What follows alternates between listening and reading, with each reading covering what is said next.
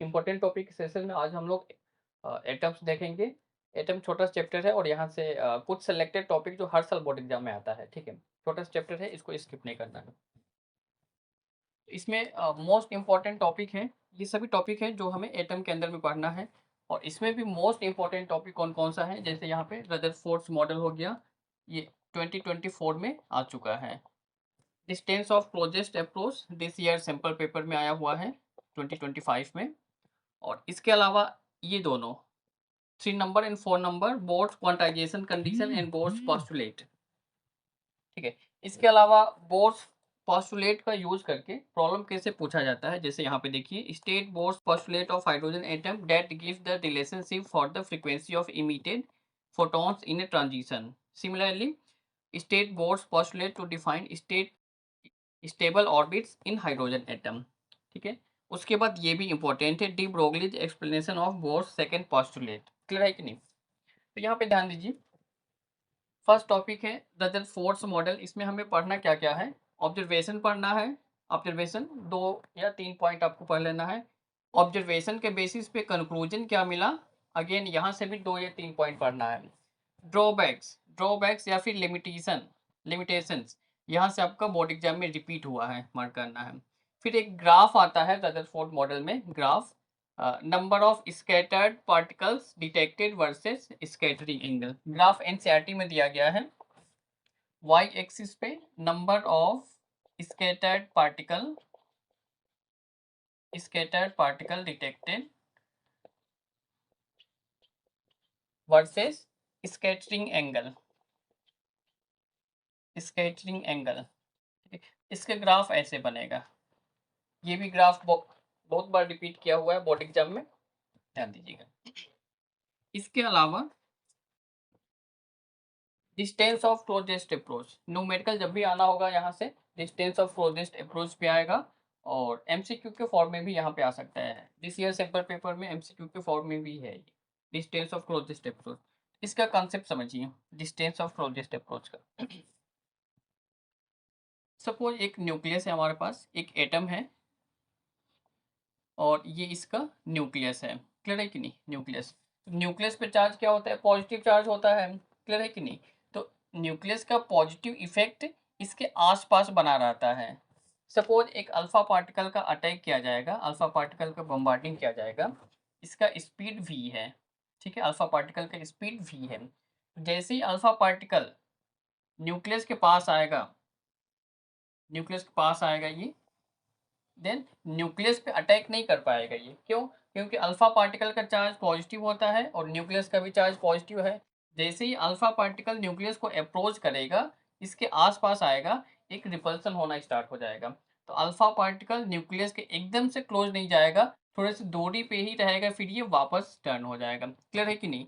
तो ये एक, इस रेडियस का अगर एक सर्किल बनाएंगे, एक सर्किल बन जाएगा, ठीक है। तो ये जो डिस्टेंस है, इसको डिस्टेंस ऑफ क्लोजेस्ट अप्रोच बोलते हैं, यानी कि इतना डिस्टेंस पे आने से अल्फा पार्टिकल रिपेल होने की वजह से फिर से वापस चला गया। क्लियर है कि नहीं?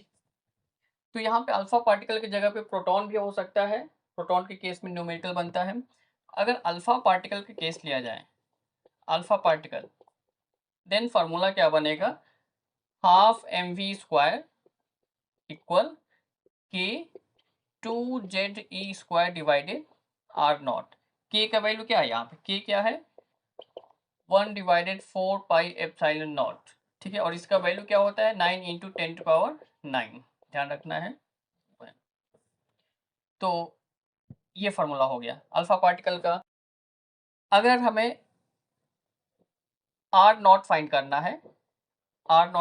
है, यानी कि डिस्टेंस ऑफ क्लोजेस्ट अप्रोच, तो आर नॉट को हाफ एम वी स्क्वायर के जगह पे लेके जाएंगे और हाफ एम वी स्क्वायर को आर नॉट के जगह पे लेके जाएंगे। तो आर नॉट इक्वल के into 2ze square divided half M we square.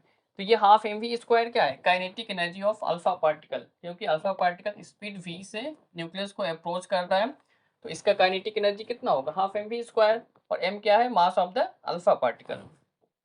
तो r naught equal k 2ze square divided के अल्फा, तो यहाँ पे दोनों के में अंतर समझ में आ रहा है। के अल्फा का मतलब kinetic energy of alpha particle और इस के का मतलब कांस्टेंट है। क्लियर है कि नहीं? देन यहाँ से हम आर नॉट फाइंड कर सकते हैं। अगर सपोज अल्फा पार्टिकल की जगह पे प्रोटॉन है,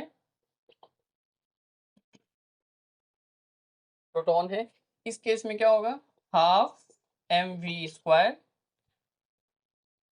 इक्वल के into Z E square divided R. केवल 2 नहीं रहेगा, बाकी सब कुछ फार्मूला सेम रहेगा, 2 नहीं रहेगा यहाँ पे। ठीक है, तो यहाँ से अगर आर नॉट फाइंड करेंगे, आर नॉट इक्वल के into Z E square divided half M we square, और अगेन ये टर्म क्या हो जाएगा, काइनेटिक एनर्जी ऑफ प्रोटॉन। तो आर नॉट इक्वल के into Z E square divided kinetic energy of proton. ठीक है, और यहाँ पे जेड क्या है, जेड जिस एटम के न्यूक्लियस पे अल्फा पार्टिकल या फिर प्रोटॉन इंसिडेंट हो रहा है, अटैक कर रहा है, उस एटम का न्यूक्लियस हो गया। तो यहाँ पे लिख लेना है Z equal atomic number of atom, जिस एटम के न्यूक्लियस पे हमें अटैक कराना है अल्फा पार्टिकल को, उस एटम का एटॉमिक नंबर है। क्लियर है कि नहीं? तो यहाँ से आपको ध्यान रखना है। तो यहाँ पे काइनेटिक एनर्जी के इनवर्सली प्रोपोर्शनल है। अगर काइनेटिक एनर्जी ज़्यादा होगा, आर नॉट का वैल्यू कम हो जाएगा, काइनेटिक एनर्जी ज़्यादा होगा, आर नॉट का वैल्यू कम हो जाएगा। ठीक है, अगर मान लीजिए काइनेटिक एनर्जी डबल हो गया, तो आर नॉट हाफ हो जाएगा, काइनेटिक एनर्जी हाफ हो गया, आर नॉट डबल हो जाएगा। इस सेंस में आपको नोट कीजिए, इसको इंपॉर्टेंट है ये।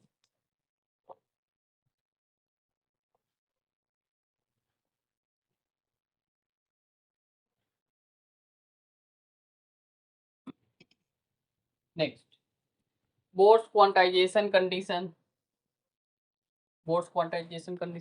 थ्योरेटिकल कॉन्सेप्ट है, इसको ध्यान रखिएगा। नेक्स्ट, बोर्स पोस्टुलेट ये भी थ्योरेटिकल है, स्टेटमेंट है, एनसीईआरटी में भी है, या फिर कोई सा भी रेफरेंस बुक आपके पास है वहां से भी स्टेटमेंट देख सकते हैं। तो बोर्स पोस्टुलेट के बेसिस पे क्वेश्चन कैसे आता है बोर्ड एग्जाम में। फर्स्ट क्वेश्चन यहाँ पे देखिए, state Bohr's postulate of hydrogen atom that give the relationship for the frequency of emitted photon in a transition. इसमें तो केवल स्टेटमेंट लिखना है, लेकिन आपको कैसे पता चलेगा कि स्टेटमेंट कौन सा लिखना है। ठीक है, तो जनरली क्या होता है, सपोज न्यूक्लियस हो गया, ये ऑर्बिट नंबर बना लो। अगर कोई इलेक्ट्रॉन आउटर ऑर्बिट में है, आउटर ऑर्बिट से लोअर ऑर्बिट में जा रहा है, तो एनर्जी इमिट होगा। ठीक है, एनर्जी इमिटेड। और अगर कोई इलेक्ट्रॉन लोअर ऑर्बिट से हायर ऑर्बिट में जा रहा है, देन यहाँ पे एनर्जी एब्जॉर्ब होगा, एनर्जी एब्जॉर्ब। ठीक, तो यहाँ पे हायर से लोअर में आने से एनर्जी इमिट होगा, लोअर लोअर से हायर में जाने के लिए एनर्जी एब्जॉर्ब होगा।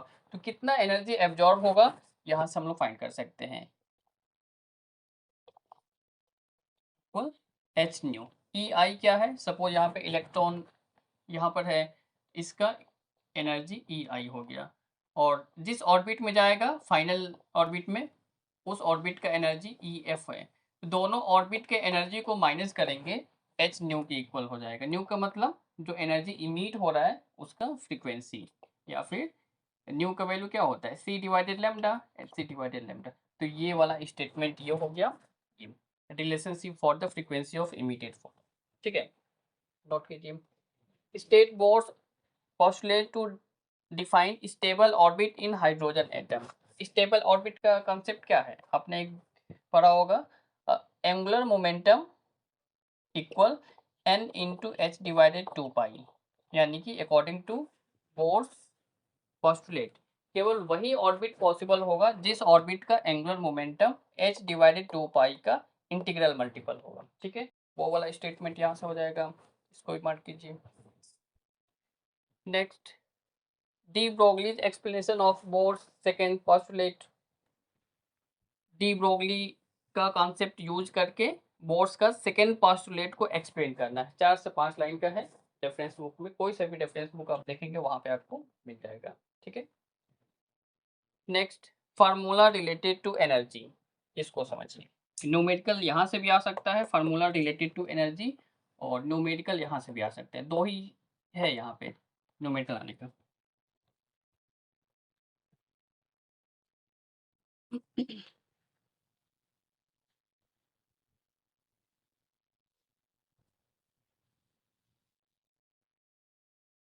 Energy of electron in hydrogen atom, hydrogen atom.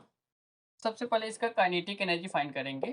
Kinetic energy equal half M we square जो E square divided 8 pi epsilon naught are. ठीक है, और इसका पोटेंशियल एनर्जी माइनस ई square divided 4 pi epsilon naught. अगर electron का total energy हमें find करना है, टोटल एनर्जी के लिए काइनेटिक प्लस पोटेंशियल को प्लस कर देंगे, ई square divided 8 pi epsilon naught r plus यहाँ पे माइनस साइन है तो माइनस लगा देंगे 4 pi epsilon naught r. LCM लेने से कितना आएगा, एलसीएम कितना होगा 8 pi epsilon naught r e square minus 2 e square. ठीक है, तो minus E square divided 8 pi epsilon naught are. ठीक है, तो यहाँ पे काइनेटिक एनर्जी, पोटेंशियल एनर्जी और टोटल एनर्जी का फार्मूला है। इसमें रिलेशन क्या दिख रहा है, अगर टोटल एनर्जी में माइनस साइन का मल्टीप्लाई किया जाएगा, माइनस माइनस प्लस हो जाएगा, काइनेटिक एनर्जी हमें मिल जाएगा। या फिर अगर हमें काइनेटिक एनर्जी गिवन है, टोटल एनर्जी फाइंड करना है, तो काइनेटिक एनर्जी में केवल माइनस साइन लगा देंगे, टोटल एनर्जी हमें मिलेगा। क्लियर हो रहा है? तो यहाँ पे K इक्वल माइनस ई। और क्या रिलेशन है पोटेंशियल एनर्जी और टोटल एनर्जी के बीच में, पोटेंशियल एनर्जी को 2 से डिवाइड कर देंगे क्योंकि यहाँ पे टोटल एनर्जी में 8 है, पोटेंशियल एनर्जी में 4 है। अगर पोटेंशियल एनर्जी को 2 से डिवाइड कर देंगे, टोटल एनर्जी ऑफ इलेक्ट्रॉन मिल जाएगा, यानी कि E equal you divided 2। Kinetic energy potential energy में रिलेशन क्या है, पोटेंशियल एनर्जी को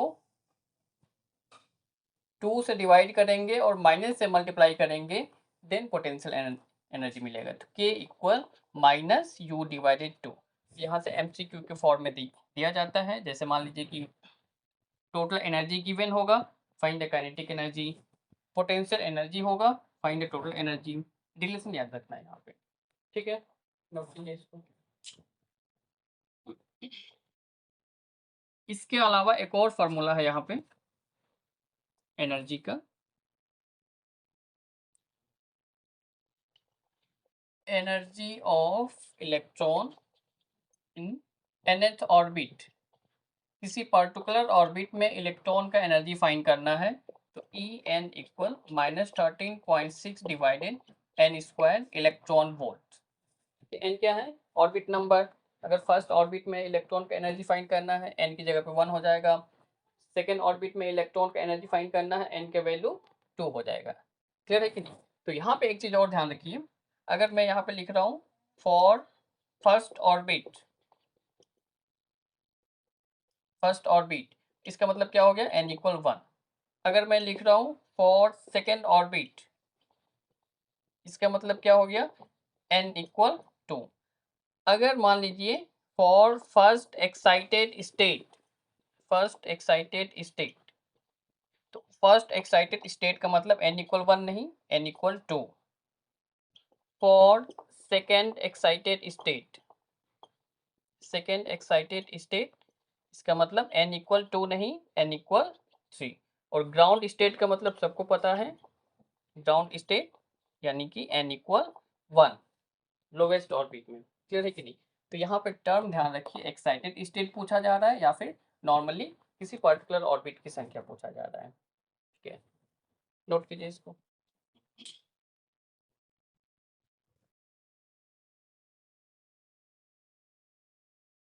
next, number of spectral lines. Suppose मान लीजिए कोई इलेक्ट्रॉन n2 इक्वल 5 से जंप करके n1 इक्वल 2 में चला गया। Then find number of spectral line, एक इलेक्ट्रॉन n2 इक्वल 5 से जंप कर रहा है, n1 इक्वल 2 में चला गया। Then find the number of spectral line. इसका एक फार्मूला होता है, number of spectral line equal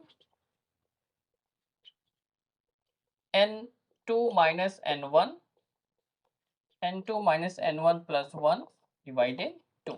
तो यहाँ पे n2 हमारे पास कितना है, n2 5 और n1 2, 5 minus 2 plus 1 divided 2, 3 into 3 plus 1 4 divided 2, 2 2 जा 4, 6। तो number of spectral line 6।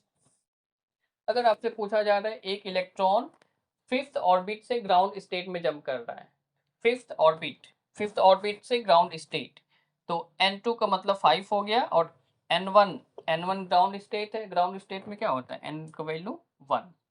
Clear है कि नहीं, क्या रखना है, तो n2 हमेशा याद रखना है, n2 क्या है, हायर